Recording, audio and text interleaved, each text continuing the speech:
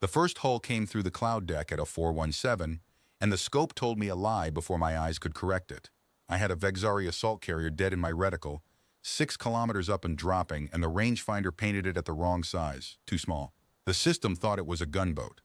I blinked the read clear and let it cycle again, and the second pass agreed with the first, which meant the system was not wrong. The carrier was small. It had simply spent so long in the dark between stars that the cold had peeled it down to its frame, and the thing falling toward my array was less a ship than the memory of one. "Tower, this is Spar 9, I said. "I have eyes on the lead element. It's a Vex carrier, Mark, but it's running cold. No active scan, no targeting wash, it's gliding." "Spar 9. Confirm cold." "Confirmed. They don't see us yet." I was lying flat on the upper rail of shield array Tellurin, a generator spire that stands 11 kilometers off the floor of the Arganth Basin, and from up there I could watch weather form below me like something poured. The array is not a gun. It is a wall, one of the 7 that ring the basin and hold the sky shut over the deep cities, and I am not, by the strict reading of my trade, a soldier who fires on ships. I am the man they put on the rail to watch the seam between 2 shield faces and shoot anything small enough to slip through it: a drone, a boarding pod, a thing the size of a fist moving fast. I had held that rail for 19 years, and in 19 years the seam had never opened for anything but birds. The carrier kept coming down, and behind it the cloud deck broke and gave up the rest. They came through in a long staggered column, the way old fleets came through when there were still old fleets to come through.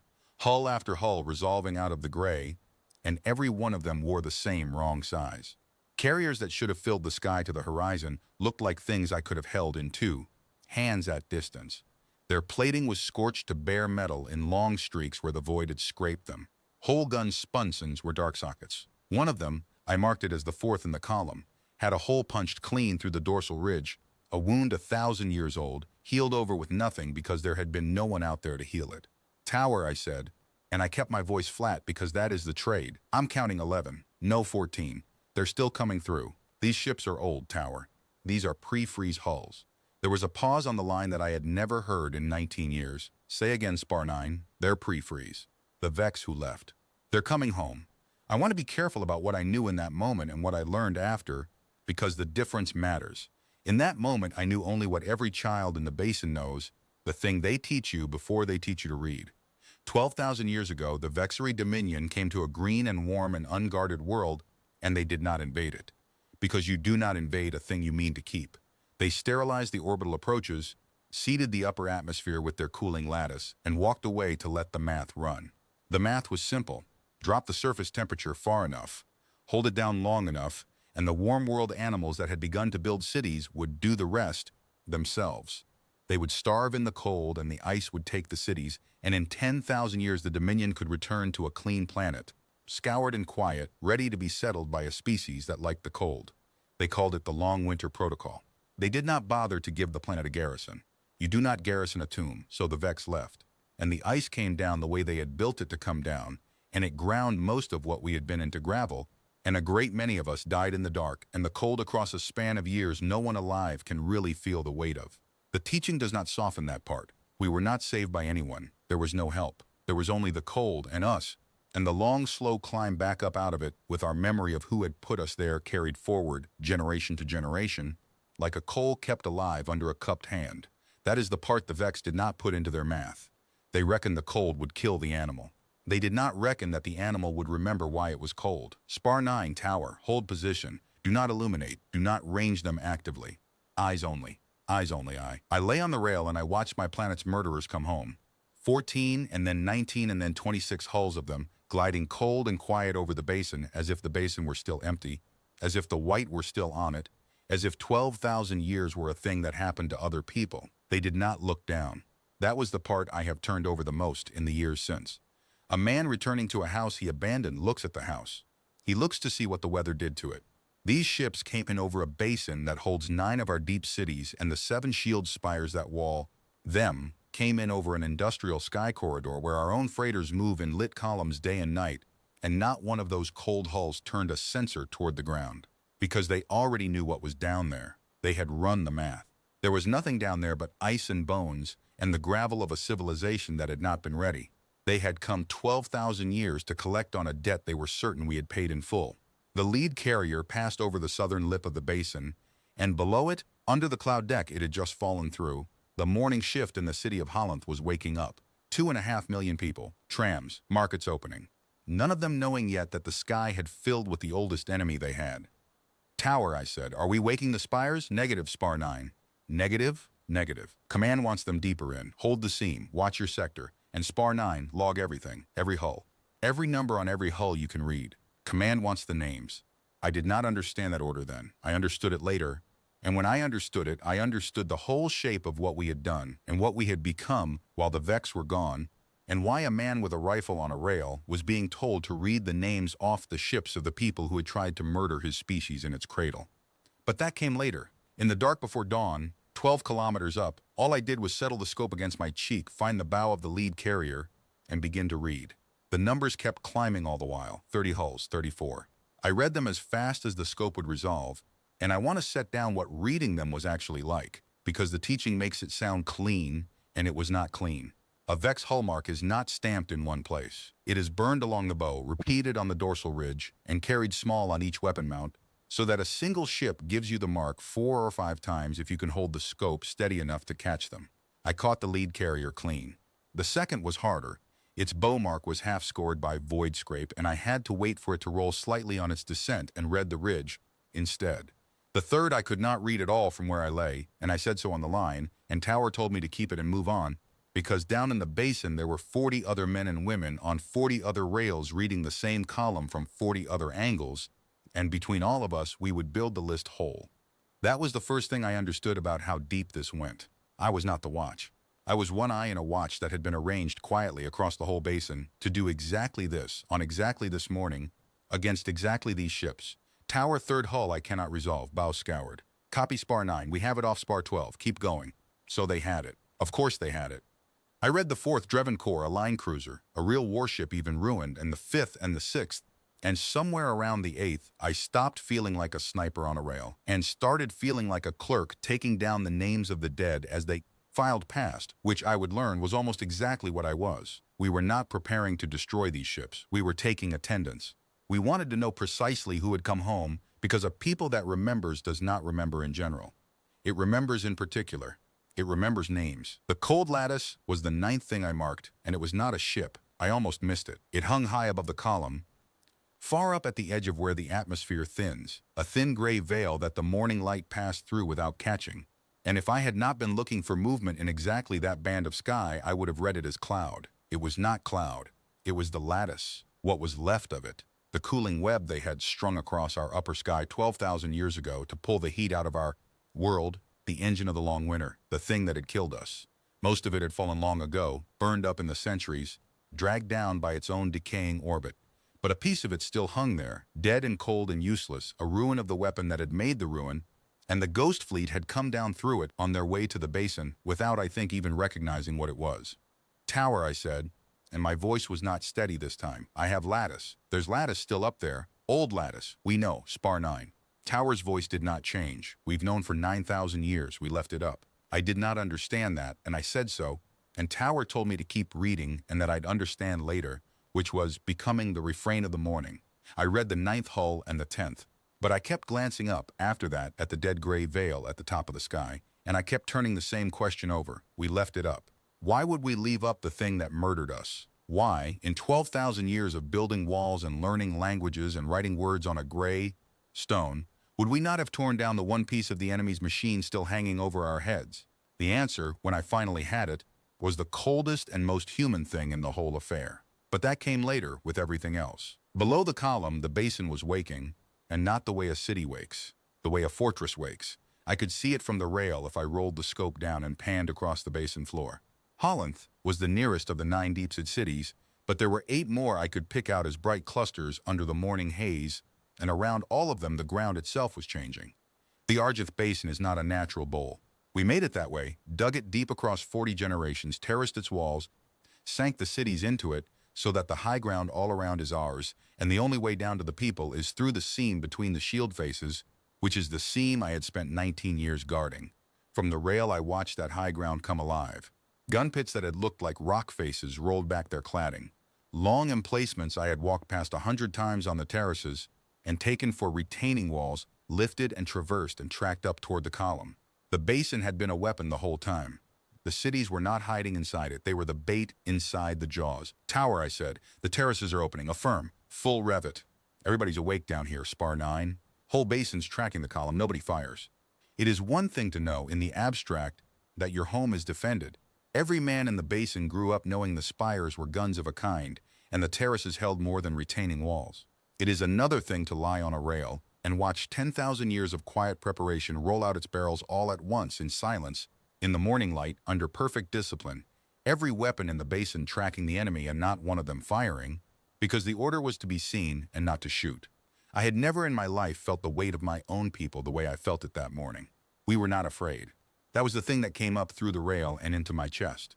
40 rails of marksmen and a basin full of guns and 9 deep cities and 7 spires, and not one tremor of fear in any of it. We had been afraid once 12,000 years ago, and we had spent every year since making sure we would never have to be afraid again. And now the day had come to find out whether the making had worked, and it had worked. And the proof of it was the silence. Frightened people make noise. We made none. The column saw the terraces open.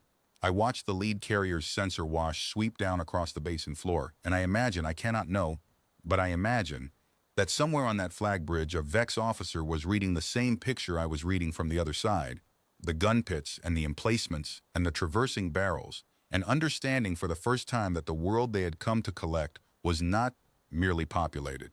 It was armed to a depth their instruments could not bottom, by a people who had clearly been waiting, and waiting specifically for them for a span of time their own civilization could no longer even account for. A new contact lit on my panel. Small, fast, dropping from the underside of the third cruiser, a probe or a boarding pod, something the size of a fist made large. It came down toward the seam. My seam, the thing I was actually there to kill. Tower Spar 9, I have a drop. Small contact off the third cruiser, inbound on my seam, fast. That's yours, Spar 9. Cleared to engage the small contact only. Do not range the column. Take the drop. For 19 years the seam had opened for nothing but birds. It opened now for a Vex probe, and I put the scope on it and led it the way you lead a falling thing, and I fired once, and the probe came apart in the air 4 kilometers below me and fell as scrap. The first shot of the whole affair, in 19 years of waiting, and it was mine, and it was not fired at a warship. It was fired at a single small thing trying to slip through the one gap of sniper guards. That, too, I have thought about since. The Great Wall ate a cruiser's broadside without a flicker. The one shot that mattered was the small one, at the small thing, by the small man on the rail, because a wall is only ever as good as the men who watch its seams, and we had not forgotten that either. Splash the drop, I said. Seam is clear. Copy, Spar 9. Good shooting. Eyes on your seam. The column did not send another. They had learned the seam was watched. They had learned the wall could not be hit, and the terraces could not be counted, and the seam could not be slipped, and they had learned all of it without us firing more than one round at one probe by one man. I settled back to the scope and watched the cold hulls hang at the cloud deck, and I understood that we were not winning the morning by force. We were winning it by being, in every particular, exactly and quietly more ready than they could have imagined, and by letting them discover it for themselves one small failure at a time. The names were not names the way we keep names. The Vex burned their ship marks into the hull in a script of stacked bars, and a man learns to read them the way he learns to read the difference between a hawk and a drone. Not because anyone teaches him, but because his life has depended on it for long enough. I read the lead carrier's mark 3 times to be sure, and then I keyed the line. Tower, lead element is hull mark Thos Karen. That's a flag designation. There's a fleet commander aboard the lead. Repeat, the column is under flag. Copy Thos Karen. Keep reading. I kept reading, and the longer I read, the colder the rail felt under me, because the marks were old. Not old like a veteran ship is old. Old like a thing dug out of the ground. These were the original units, the actual ships, not descendants, not a fresh fleet built from the records of the first one. The same hulls that had hung over a warm green earth 12,000 years ago and seeded the cold and turned away. They had gone out into the dark, and somewhere out there the Dominion that sent them must have died or forgotten or simply moved on, because a fleet does not stay gone 12,000 years on purpose. Something had happened to them out there. Something had eaten the years. They were not a returning empire. They were a returning ghost. A fleet that had outlived the reason existed, crawling home cold on the last of itself to claim a prize that the record said was waiting, because claiming the prize was the only order they had left, and the only thing that still made them a fleet instead of a column of drifting metal. I did not feel pity. I want to be honest about that. A younger man might have. I had stood at the cold memorials in Holland every winter of my life, in the long line that files past the wall of the lost, and pity was not in me to give. But I will say this, I understood them. The way you understand a wolf that has come too far in a hard season. It does not make the wolf less a wolf. It tells you what it will do. Spar 9, Tower. Sun's coming. Stay in shadow on the rail. Do not skyline yourself. The sun came up over the eastern wall of the basin and put light on the column, and the light did them no favors. In the dark they had been silhouettes, and silhouettes can be anything. In the light they were what they were, a fleet of corpses still under power, scorched and pitted and holed, antennae snapped off, one carrier trailing a slow vent of something that froze and fell as glitter the moment it left. The hull.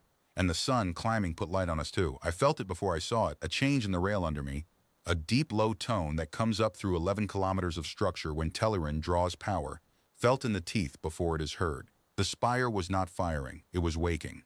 Across the basin the other 6 did the same. I could see them now in the morning light, 6 more spires standing off the basin floor at the points of a great ring, and one by one a haze formed at the crown of each, a faint shimmer that thickened into a dome of shield light arching over the deep cities, 11 kilometers up, where it had not been a moment before. We had not raised the wall to stop the Vex. We had raised it so the Vex could see it. The lead carrier's cold sensors came alive. I saw the targeting wash spill out of it at last, a wide frantic sweep, and behind it the whole column lit up in the same instant as 26 ships. Of the dead suddenly understood that the basin beneath them was not empty, that the world they had come to collect was not a tomb, that the sky over the cities was held by a wall they could not see the top of and had no record of and could not, in 12,000 years of cold reckoning, have predicted. Tower, I said quietly. They see us now. Copy Spar 9, they see us now. The column broke formation. Not in panic, these were warships still, with discipline still in them somewhere under the rust, but in the way a man breaks stride when the ground he was sure of turns soft. The lead carrier hauled its bow up. The ships behind it spread wide and gained altitude, climbing back toward the cloud deck they had fallen through, and the gun spunsons that still worked rolled out and tracked down toward the spires, because that is what a warship does when it is afraid. It points its guns. I lay on the rail with the lead commander's flagship in my scope, and I waited for the order that would turn the 7 spires from a wall into a furnace. We had drilled it 10,000 times. We knew to the second how long it would take. The cities below us did not even know yet to be afraid. The order did not come. Tower, Spar 9, they're rolling out guns. I have a clean line on the flag bridge. Say the word. Hold, Spar 9. Tower, they are tracking the spires. Hold. Command says hold. Nobody fires. Not us, not the spires, not the cities. We hold and we let them look. And so we held. 26 warships of the people who had murdered our world hung over our cities with their guns out and their sensors screaming, and 7 shield spires held a dome of light over 2.5 million sleeping people, and 7,000 of us stood our posts with our hands off our triggers, and we let the Vex look at what we had built in the time they thought we were dying. That I have come to believe is the hardest thing we have ever done, not the building, the not firing. My relief on the rail that morning was a woman named Corwin Asp, who had held the seam 2 spires south of mine for longer than I had held Telerin, and who was, by the unofficial reckoning of the marksmen, the best of us.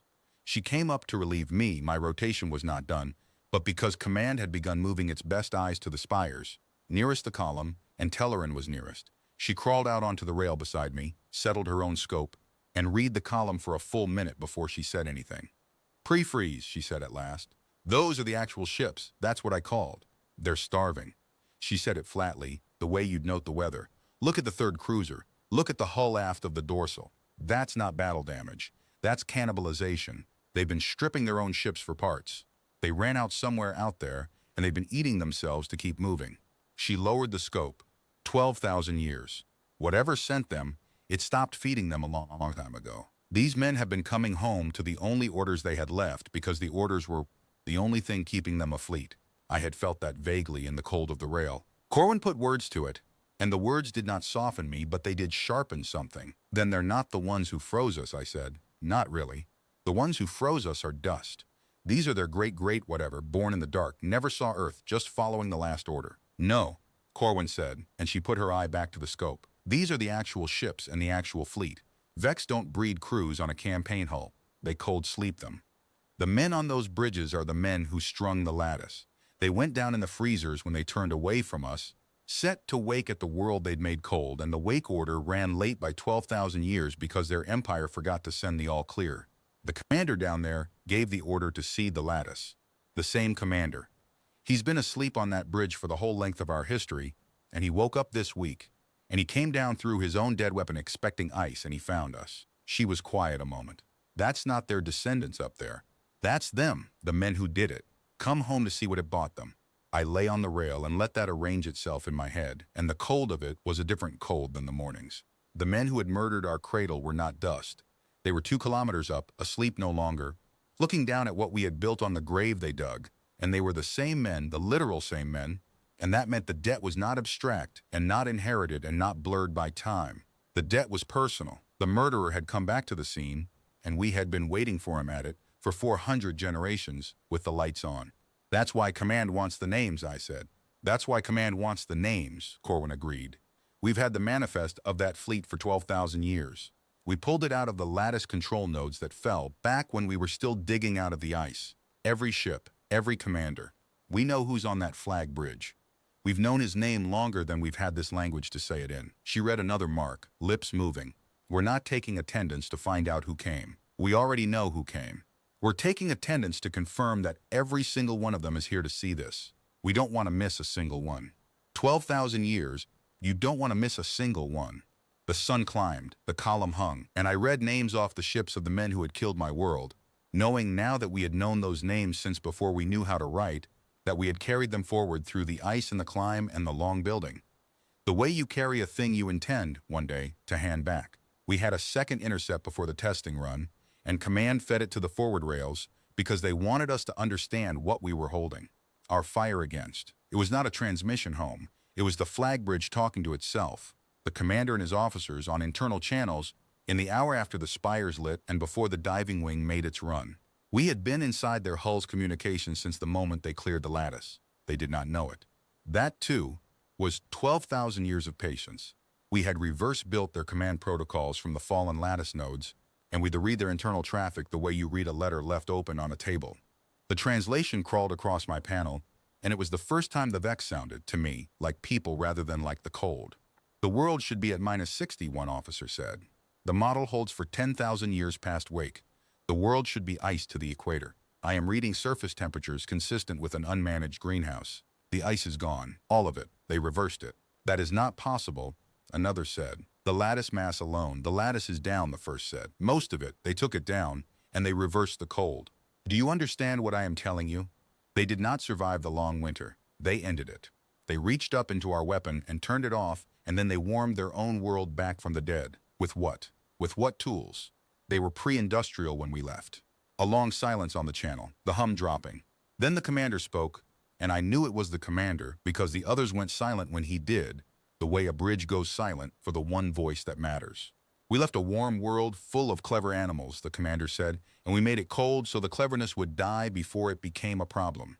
The cleverness did not die. The cold became the problem we handed them, and they solved it, and a species that can solve the problem of having its entire world frozen by a superior power is not a species you settle on top of. It is a species you do not return to. I gave the order to seed the lattice. I will say that here, on this bridge, so it is in the record. I gave the order, and I was wrong, not because it failed, but because it worked exactly as designed and produced the one outcome the design could not survive. We did not kill them slowly. We trained them for 12,000 years. Look at the wall. We trained them to do that. I lay on the rail and listened to the man who froze my world admit, to his own officers, in his own tongue, that he had been wrong, and the admission was worse, somehow, than any threat. He was not afraid. He was a soldier reckoning coldly and correctly with the exact size of his mistake. He had meant to remove a problem and had instead spent 12,000 years manufacturing the most dangerous thing his civilization would ever face, and he knew it, and he said it plainly, and there was a kind of terrible dignity in the saying that I had not expected to find in him. You hear that, Spar 9? Tower asked. I hear it. That's why we hold. That voice, going out into the dark in his words, that's worth more than the whole fleet on the basin floor in pieces. A man like that, telling his own empire he was wrong. You can't manufacture that. You can only earn it. We've been earning it for 12,000 years. Hold your fire, Spar 9. Holding, I said. And I held and I listened. And below me on the basin floor, the guns we would not fire tracked the ships of a man who had just told his officers, in the privacy of his own ruined bridge, that he should never have come back. Before the testing run, the fleet spent the better part of an hour trying simply to understand the wall, and we let them, and we read their instruments failing through their own intercepted traffic. And it was its own kind of education to lie on the rail and listen to a star-spanning power's science break itself against a thing it had no category. For they scanned the spires first. The flag bridge ran every band it had down the length of Telleran and the other 6, looking for the thing a wall must have, a generator core, a power conduit, a vulnerable junction, the soft place every machine keeps somewhere. Their officers read the returns and could not believe them and said so on the channel, and the translation crawled across my panel. There is no core, one of them said. I am reading the structure top to bottom and there is no central source. The energy is everywhere in it. It is distributed through the entire mass of the spire and into the ground below it for, I cannot bottom the reading. The power source is the planet. They are not powering the wall. The planet is powering the wall. There is nothing to strike. That cannot be, another said. Every system has a heart. This one's heart is the world, the first said. You cannot shoot the world. I lay on the rail and felt a kind of grim satisfaction at that, because it was true, and it was the truest thing about us, and it had taken them an hour with the best instruments their empire ever built to discover what every child in the basin knows before it can read. The wall is not a machine we run. The wall is the planet taught to hold itself shut. We did not build a weapon and plug it in. We spent 9,000 years learning to reach down into the warm heart of the world we had thawed and draw the wall up out of it, so that to break the wall you would have to break the planet, and a fleet that has come 12,000 years to claim a planet does not have it in itself to break the prize. We had made our defense out of the one thing they could not destroy without destroying the very thing they came for. That is not strategy. That is 40 generations of patience aimed at a single perfect unanswerable point. They scanned the basin next, and the terraces, and the open range, and every scan came back the same way, distributed, rooted, sourceless, no heart to strike. They scanned the cities, looking, I think, for a way to threaten the people if they could not break the wall, and the cities scanned back, openly, so the fleet would know it was being measured in return. And somewhere in that hour, a Vex officer said the thing that I think finally broke Bridge's nerve, more than the wall, more than the failed landing, more than the bored children they could not see. They are not hiding anything, the officer said. That is what I cannot reconcile. A defended world hides its strength. It masks its cores, it shadows its numbers, it shows you what it must and conceals the rest. Because concealment is how the weak survive the strong. These people are concealing nothing.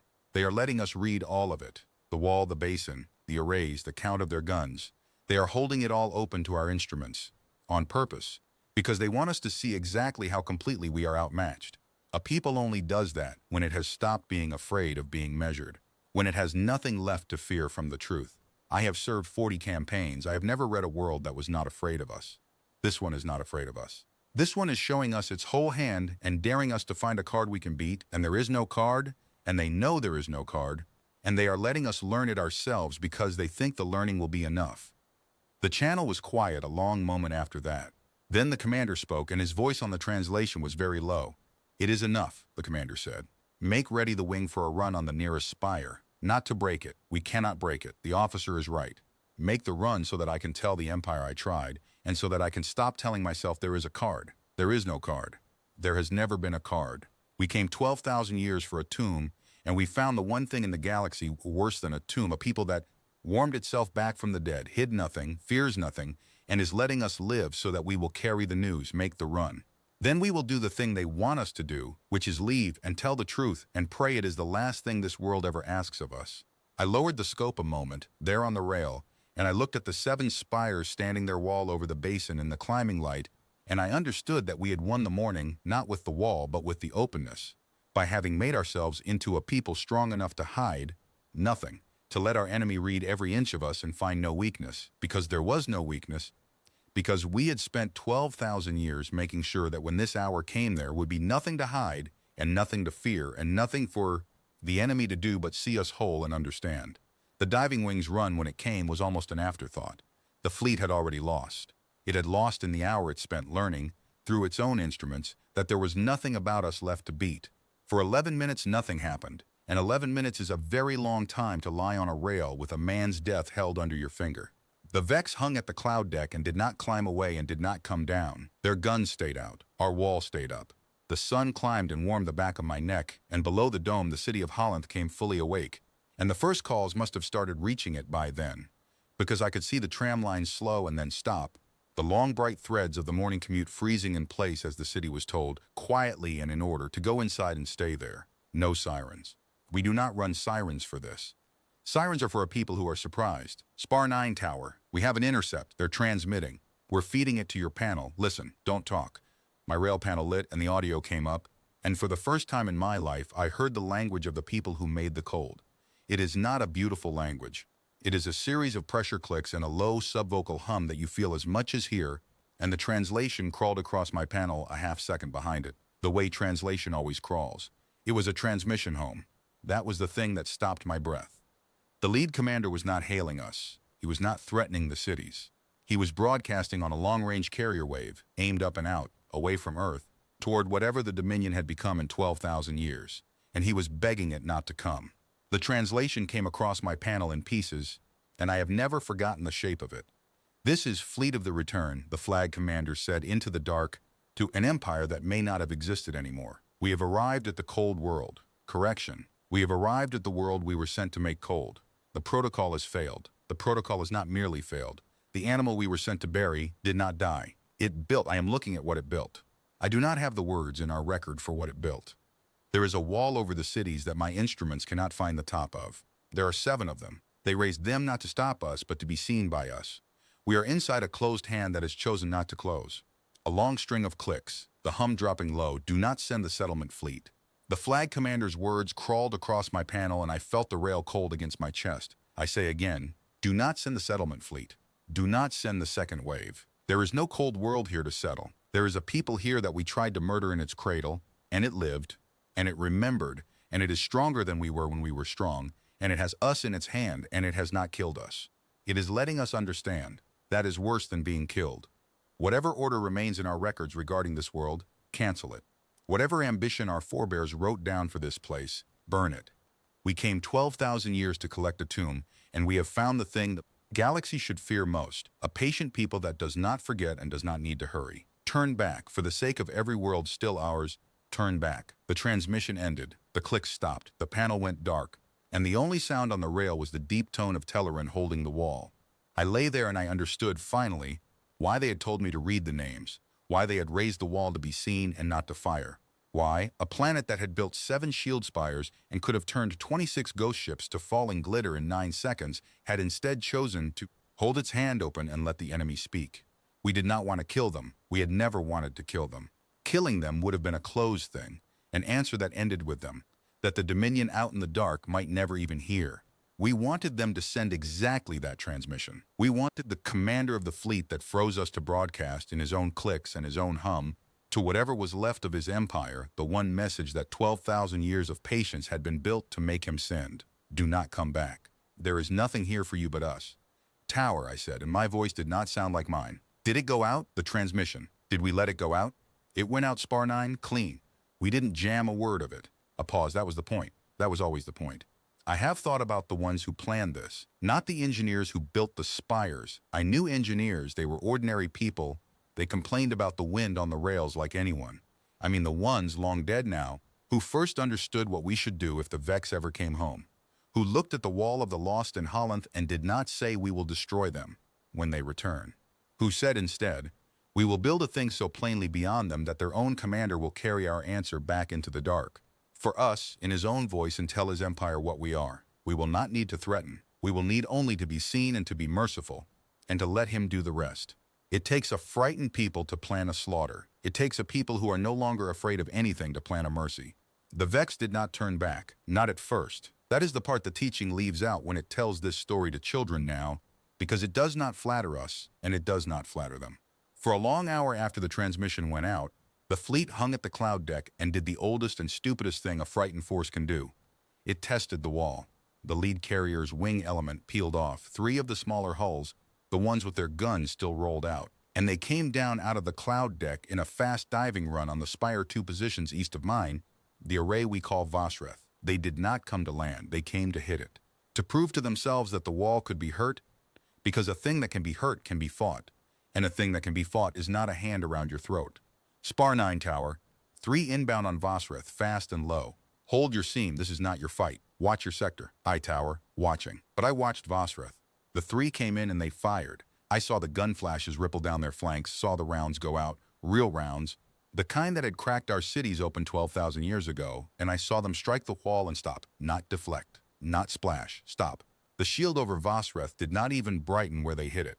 The rounds simply arrived at the wall and ceased to be rounds, their energy taken in and bled away down 11 kilometers of spire into the deep ground, and the diving wing flew through their own dead fire and broke off hard, climbing, and one of them clipped the edge of the dome on the way out and lost a wing vein and went tumbling, and we let it tumble.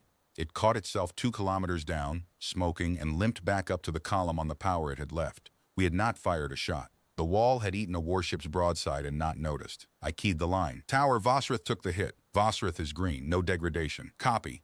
Spar 9. Vosreth is green, everybody hold. And that, I think, is the moment the fleet understood. Not when they saw the wall. Not when their commander sent his plea into the dark. A frightened force does not believe what it is told and does not believe what it is shown. It believes only what it tries and fails to break. They had tried to break the wall with the same guns that broke our cradle, and the wall had taken it the way a man takes a child's punch, without anger and without effort, and given it back as nothing. The diving wing climbed home to the column, and the column went still. Truly still this time. The guns rolled back in. The targeting wash died. The frantic sensor sweep stopped, because there was nothing left to sweep for. They knew where they were. They were inside a closed hand that had let them throw their best punch into its palm and had not even closed its fingers. I lay on the rail and watched 26 warships of the dead realize, all at once and all together, that they had crossed 12,000 years of dark to deliver themselves into the mercy of the thing they had wronged, and that the mercy was real, and that the mercy was the most frightening thing they had ever encountered, because it meant the people below them were not afraid of them at all. Tower, I said. What now? Now we wait. They have to decide to leave on their own. We're not going to make them. If we make them, it's a defeat they can argue with later. If they choose it, it's a verdict. Command wants the verdict. So we waited. And while we waited, the sun crossed the basin, and the dome held its light, and the city of Holland, 2.5 million people, came back out of its buildings, because the word had gone down the line, slow and orderly, that the sky was held and the wall was green, and there was nothing up there that could touch them. The trams started moving again. I could see them, faint bright threads resuming under the dome. The morning commute that had paused for 1 hour while the oldest enemy of our species hung overhead and learned its place. That is the image I have kept longest, not the warships, the trams. A city going back to work under a held sky while the people who had tried to murder its ancestors drifted overhead and could do nothing. We did not gather to watch the fleet. We did not climb to the rooftops to jeer. The teaching is wrong about that too, the dramatic versions, the ones where the crowds come out and shake their fists. We went back to work. There is no contempt in the world deeper than a busy people who will not even stop to look at you. The flag commander hailed us at last. Down, this time, not out, to the basin. To command. The intercept fed to my panel and I listened, and the clicks were slower now, the hum lower, the pressure gone out of them. We request, the commander said, leave to withdraw. It is the only time in the record that a Vex flag officer has used the word leave to a warm world species. Leave is a word you ask of someone who holds you. It is not a word you say to a tomb. They tried one landing. I have not mentioned it yet because it happened in a corner of the morning that the official account skips, and I only know it whole because Corwin and I watched it from the rail and pieced the rest together later from the basin traffic. In the hour after the diving wing failed against Vosreth and before the commander's offer, while the fleet hung at the cloud deck deciding what it was, one of the troop transports broke from the column and dropped fast and low toward the eastern lip of the basin, where the terraces run out into open range and the wall does not reach. It was not a panic move. It was a soldier's move, the move of a commander who has been told he cannot break the wall over the cities and has decided to test whether he can put boots on ground the wall does not cover, to take by landing the one thing he has not yet been denied. Tower, Spar 9. Transport breaking east, low and fast, headed for the open range past the terraces. That's outside the dome. We see it, Spar 9. That's not yours. Eyes on your scene. Watch it, don't shoot it. So I watched. The transport came down hard onto the open range, kicking up a wall of dust, and dropped its ramps before it had fully settled, and Vex warriors came out of it at a run. A full landing company, 200 or more, heavy infantry in the scaled warplate, weapons up, fanning out to take and hold ground the way soldiers have taken and held ground since there were soldiers. It was, I will say, well done. Fast discipline, no wasted motion. These were not ghosts in that moment. They were professionals. The best their dead empire had made, doing the one thing left to them that might still be called a victory. Standing, armed, on the soil of the world they had come to claim, they held that ground for 4 minutes. Then the range answered them. It did not answer with fire. That is the thing I have never been able to make people believe when I tell it. The open range past the eastern terraces is not undefended. It is defended differently. The whole of it is mined, not with explosives but with our own deep machines, suppression arrays buried generations ago, and when the landing company spread out across it, the range simply turned them off. Their weapons died in their hands, their warplate locked, their suit systems, their targeting, their communications. All of it went dark at once, across 200 warriors in the space of a breath, as the buried arrays reached up through the ground and unmade every powered thing standing on it. They did not fall. They were not hurt.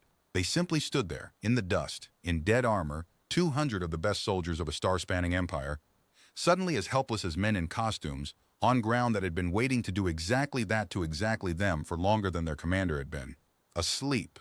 Then a single human vehicle came out across the range toward them. One, unarmored, unhurried, a basin patrol crawler with 2 of our people aboard, and it stopped 50 meters from the dead armored company, and one of our people stood up in it and spoke to them in the Vex tongue through a hailer, and the words went out on the basin channel, and I heard them on the rail.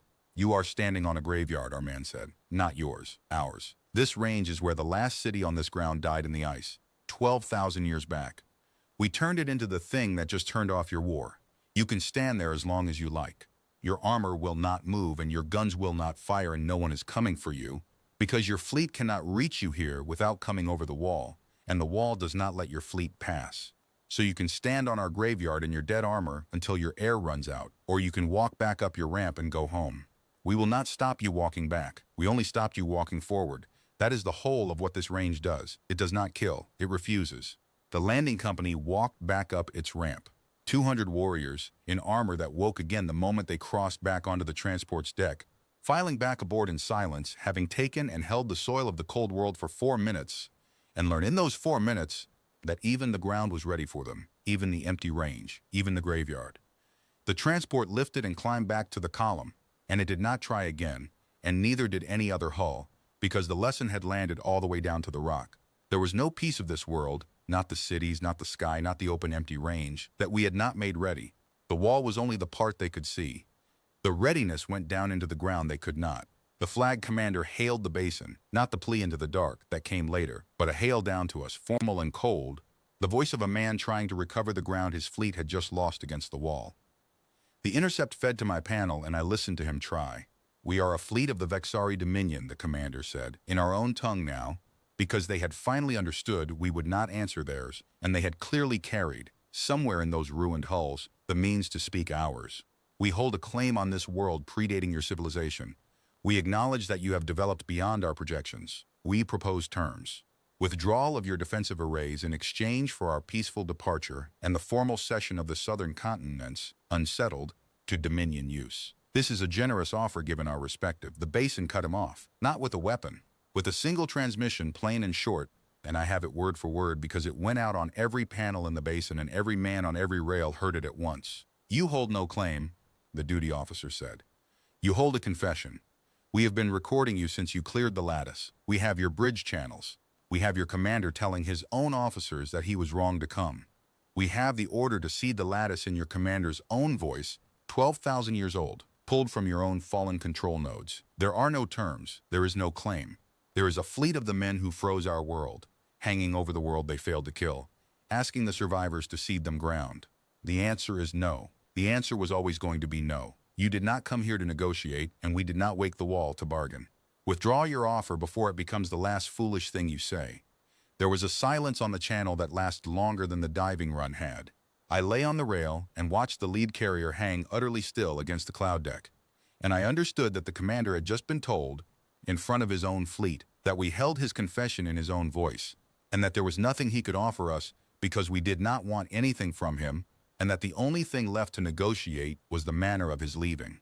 The wing that had failed against Vosrith was still limping back toward the column when the commander hailed again, and this time the cold had gone out of his voice, and what was left was the thing I had not expected to hear from him, which was not fear but understanding.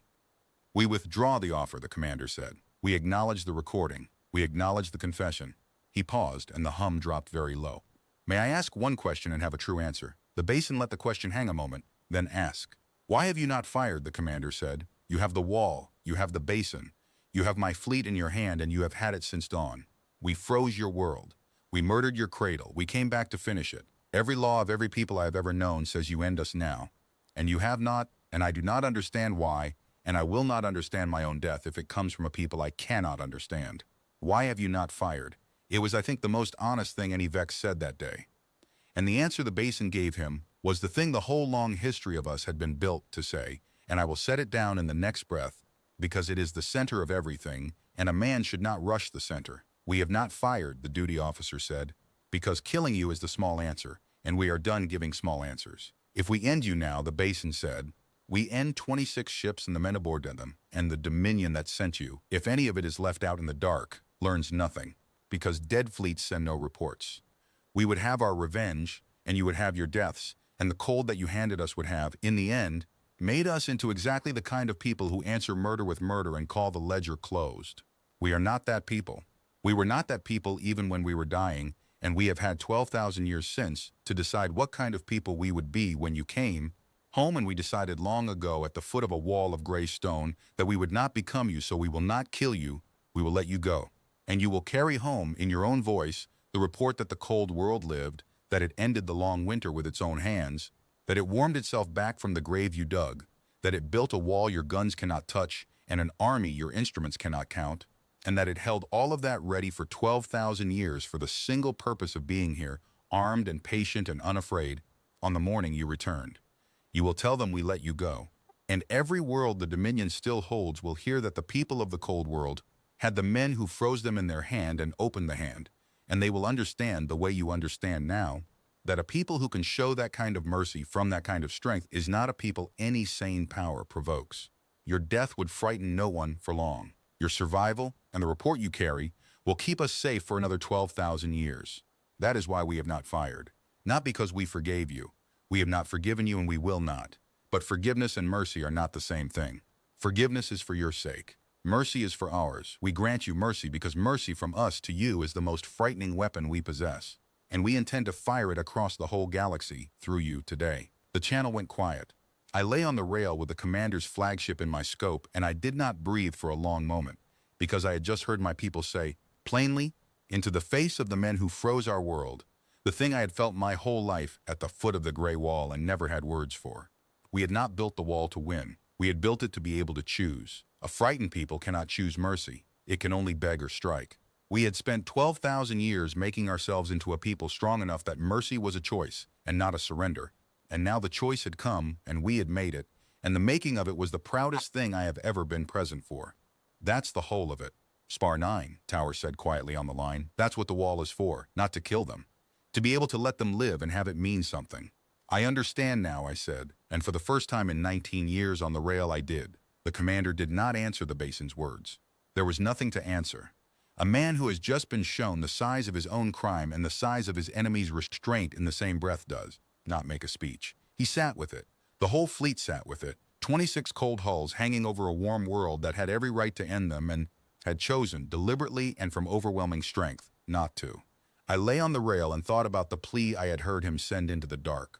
Hours earlier, before I understood any of this, the long-range transmission home, the one I had caught at the very start and could not make sense of then, do not send the settlement fleet. There is nothing here for you but us. I had heard those words before the wall, before the testing run, before the offer and the confession. He had sent them almost the moment he understood what he was looking at, before he had even tried the wall, as if some part of him had known the verdict from the first sight of the dome and had spent the hours since merely catching the rest of himself up to. Now I understood them, and turning them over a second time, knowing what they had cost him to say, I felt the rail go warm under my hands, or imagined I did, the way you imagine the things that are too large to feel cleanly. I asked Corwin, while we waited for the fleet to decide its leaving, about the lattice. Why we had left the dead gray veil of it hanging at the top of the sky for 9,000 years when we could have brought it down any time in the last 5. She did not answer for a while. She read the column and marked a hull, and then she told me, in the flats way she said everything, the coldest and most human thing of the whole affair. We left it up so they'd have to come down through it, she said. Think about the approach. A fleet coming home to a frozen world that it froze. It comes in along the old vectors, the ones in its own records, and the old vectors run straight through where the lattice was. We could have cleared the sky. We chose not to. We left enough of their own dead weapon hanging up there that the only clean way down to the basin The way their 12,000-year-old charts told them to come brings them through the ruin of the thing they killed us with, so that the first thing they pass on their way to collect their tomb is the wreck of their own murder weapon, so that they understand, before they even see the wall, that the weapon failed and we are the ones who broke it. She lowered the scope. It's not strategy. There's no military value in a dead lattice. It's a message. We left the gallows standing so they'd have to walk under it to reach us. 12,000 years, and we kept the gallows up just for this morning.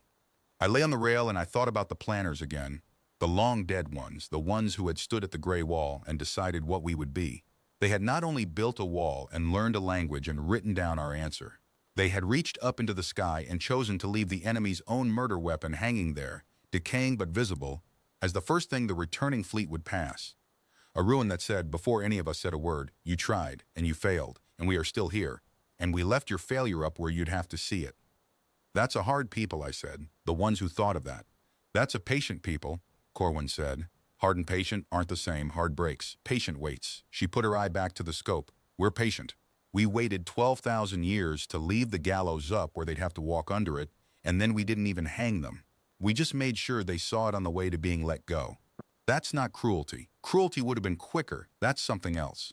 That's a people that has decided exactly who it is and will not be moved off it by anything, not even by having the murderers of its world in arm's reach. The fleet hung at the cloud deck above the dead lattice it had passed through, and I understood that the geometry of the whole morning had been arranged 12,000 years before any of us were born. The basin as the jaws, the cities as the bait, the wall as the proof, the gallows of the dead lattice as the message, and the mercy as the weapon. None of it was improvised. None of it was luck. It had all been decided long ago by people who would never see it, at the foot of a gray stone, by a fire kept alive under a cupped hand across 400 generations. We had not won the morning. We had merely at long last arrived at it, exactly as ready as we had spent 12,000 years making ourselves. I have a daughter in Holland.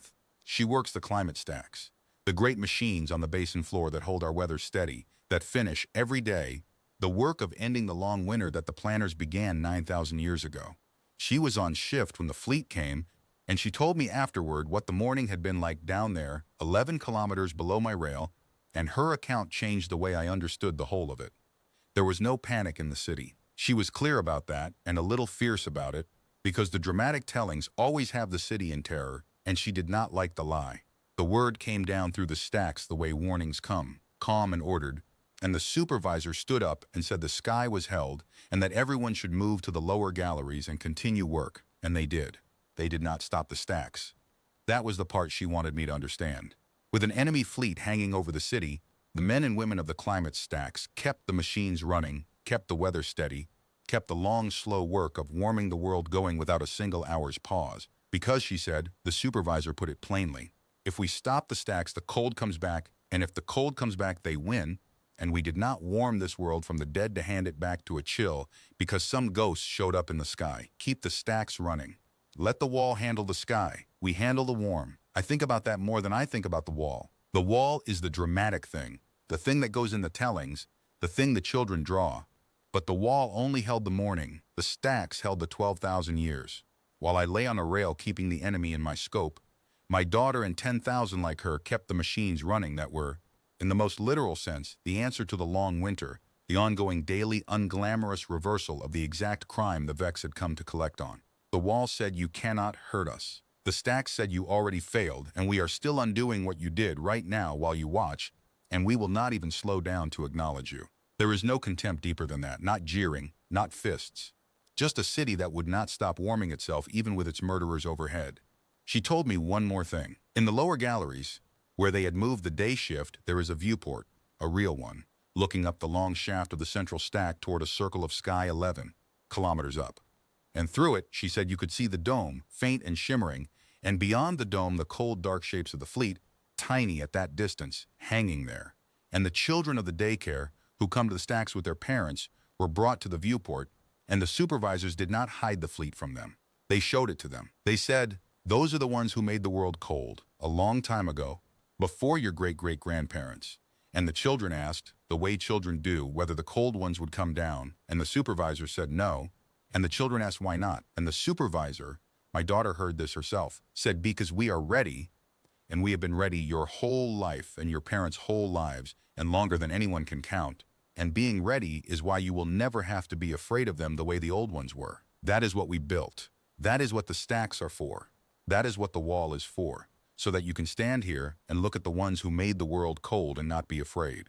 And the children looked at the fleet, my daughter said, and they were not afraid, and after a while they got bored of it, the way children get bored of anything that is not going to hurt them, and they went back to their games.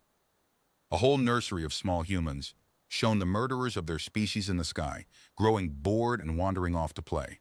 If the commander of that fleet could have seen that, the children losing interest in his entire fleet, I think it would have undone him more completely than the wall ever did. The wall told him he could not win. The bored children would have told him he had never, in 12,000 years, mattered enough to frighten. And of the two, I think the second is the one a soldier cannot survive hearing. Command did not answer right away, and the silence on the basin frequency was a deliberate thing. The kind of silence a man uses when he wants the other man to hear his own request, hanging in the air. Then the basin spoke. The voice that answered the flag commander was not loud and not cold and not the voice of a victor. It was an ordinary voice, the voice of a duty officer reading from a prepared text. And that was its own kind of message. We had prepared a text. We had known, somewhere in the long memory of us, that this hour would come and that someone would have to answer it, and we had written the words down ahead of time the way you write down anything you intend to mean. You came to a world you froze, the duty officer said, in the vexed tongue, clicks and all, because we had learned their language in the long years and they had not bothered to learn ours. You came to collect it. It is not collected. It is held and we hold it, and we have held it for 12,000 years against the day you returned, because we did not forget the day you left. A pause. The dome held its light over the basin. We could have ended you in the first minute. You know this now. You threw your fire at our wall, and the wall did not feel it. We did not raise the wall to fight you. We raised it so that you would see it and understand, in the only way your kind understands, that the math you ran on us was wrong in the one place that matters. You reckoned the cold would kill the animal. You did not reckon that the animal would survive the cold and spend every year of it building the thing you are looking at now, with your memory of us as its blueprint. You made us. You should be proud. We are the only monument your protocol will ever have. I lay on the rail and I felt something move in my chest that I do not have a clean name for. It was not triumph. Triumph is a hot thing, and this was cold and steady and very old. The feeling of a debt 12,000 years overdue being paid in full and in public, without a shot, in front of the whole dark sky. Withdraw, the duty officer said. We grant you leave. Carry what you have seen to whatever is left of the power that sent you. Tell it the cold world is held. Tell it the animal lived.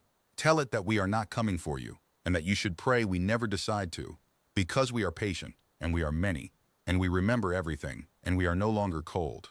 Go home, Ghost Fleet. There is nothing here for you but the proof that you failed. The transmission ended, and the fleet, 26 warships of the dead, scorched and holed and 12,000 years from anywhere, began slowly to climb. I watched the lead carrier haul its bow up toward the cloud deck, and behind it the column reformed, ragged, and obedient, and one by one the cold hulls climbed back through the gray they had fallen out of that morning and were gone. The one that had clipped the dome went last and slowest, trailing its slow vent of frozen glitter, and I tracked it with my scope until it vanished, the way you watch a wolf back out of your yard, not because you fear it anymore, but because you want to be sure of the moment it is gone. The dome did not come down when they left. We held it up another full day, the 7 spires standing their wall over the basin, long after the last hull had faded from every screen we had. I asked Tower why on the rail in the quiet after. In case there's a second wave, I said. The settlement fleet, he warned off, in case it didn't get the message. That's not why, Tower said. Command knows the second wave isn't coming. They got the message 12,000 years too late to ignore it. A pause on the line. We're holding the wall up because they can still see it, from out there, climbing away. Command wants the last thing they see of this world to be the wall, still up, still green, still held, not coming down the second they ran. We don't lower the wall because they're leaving. They leave and the wall stays. That's the difference between us and them. They left and the cold stayed. I did not have an answer for that.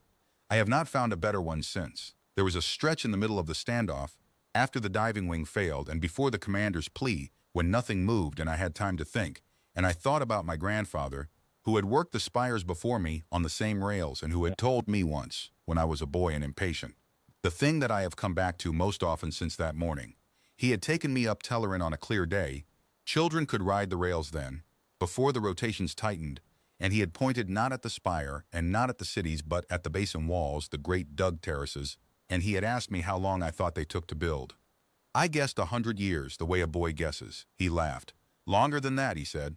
Longer than anyone alive. We've been digging this basin for 40 generations. Your great-great-grandmother dug on the south wall. I dug on the east. You'll dig somewhere too before you're done. And not one of us has ever finished it, and not one of us ever will, because it isn't meant to be finished. It's meant to be ready. I asked him ready for what? He looked at the sky for a while. For the ones who made it cold, he said. They'll come back. Not in my time, maybe not in yours. But they made it cold once because they thought we'd die. And one day they'll come back to take what they think is theirs, and when they do, every shovel of dirt your whole family ever moved is going to be standing here waiting for them. He put his hand on my shoulder. We don't dig because we're afraid of them. We dig because we're not. A frightened people runs. A ready people builds. Remember which one you are. I had not understood it then. A boy does not understand patience. Patience is the one thing youth has none of. But lying on the rail 12 kilometers up, watching the men who made the cold hang ruined over the basin my family had been digging for 40 generations, I understood it down to the ground. We had not been preparing for an enemy out of fear.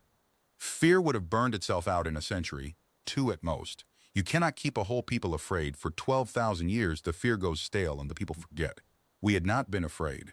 We had been certain. Certain they would come back. Certain we would be ready. Certain enough to spend 40 generations of shovels on a basin none of us would see finished.